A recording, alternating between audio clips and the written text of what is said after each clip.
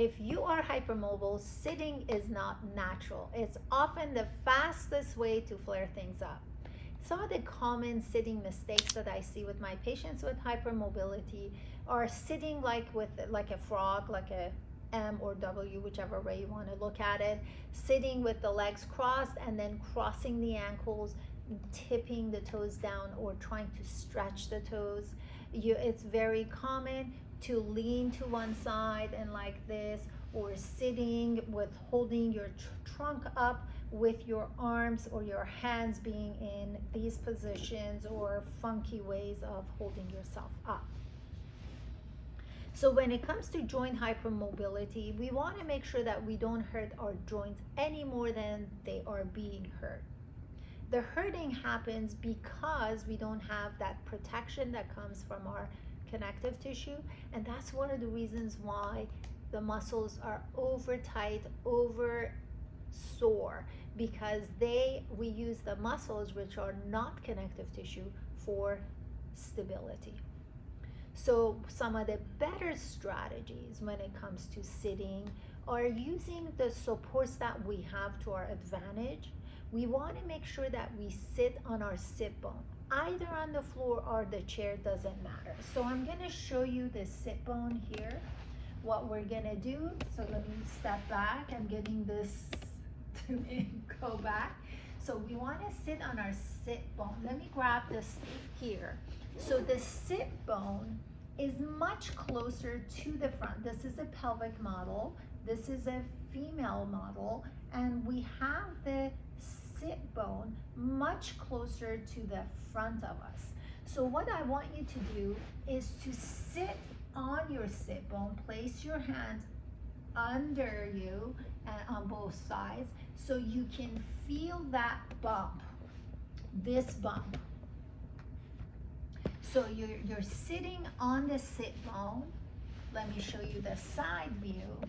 So as you're sitting on your sit bone, you want to make sure that you are not arching your back. When you arch your back, you no longer are sitting on your hands like solid, you're more in front of it.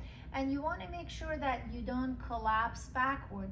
Again, when you do that, you're not at the tip of that sit bone that you should be. When you sit on your sit bone, you increase your chances of connecting things better. The tendency I see is to collapse back or overcompensate. So it's a good idea to go all the way to the baseboard of the floor and try to bring your butt as close to the baseboard as you can. Sit on your sit bone and have your back rested against the wall. And that way you can't collapse. And if you push too far forward, you're gonna feel it better with the back, with the wall pushing against your shoulder blade. Then if you're sitting against the wall, you should not have a gap to run your hand between the wall and your back as you're sitting on your sit bone. That's a very good cueing for you to kind of see what the right area even looks like. It is a good idea to have a back support. It is a good idea to sit in chairs that you're comfortable with, but do invest in understanding what it takes to have your trunk stable.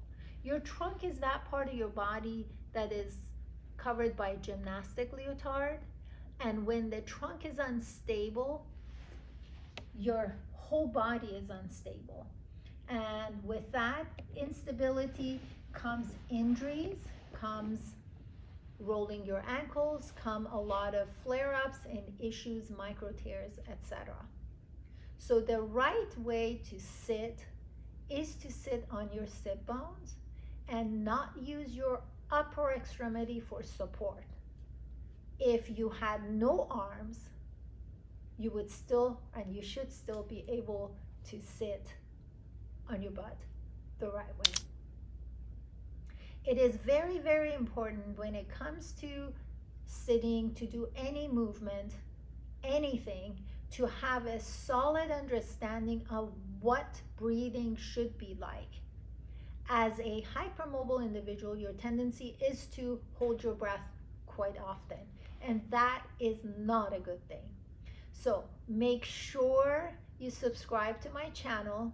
If you had subscribed to my channel, you'd know what bendy breathing was like. We're going to make sure that we put the link or the link to the bendy breathing video at the end of this video, but make sure you are very clear with your breathing technique.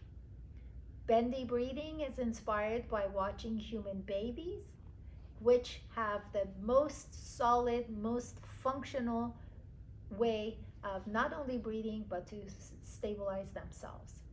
If you are hypermobile, make sure you visit and see my my blogs. I've done plenty of blogs that talk about different issues with hypermobility and different things that you may be encountering. Make sure you subscribe to my channel. If you need any help, contact me. I'll be more than happy to talk to you and see what's going on. Until next time, take care.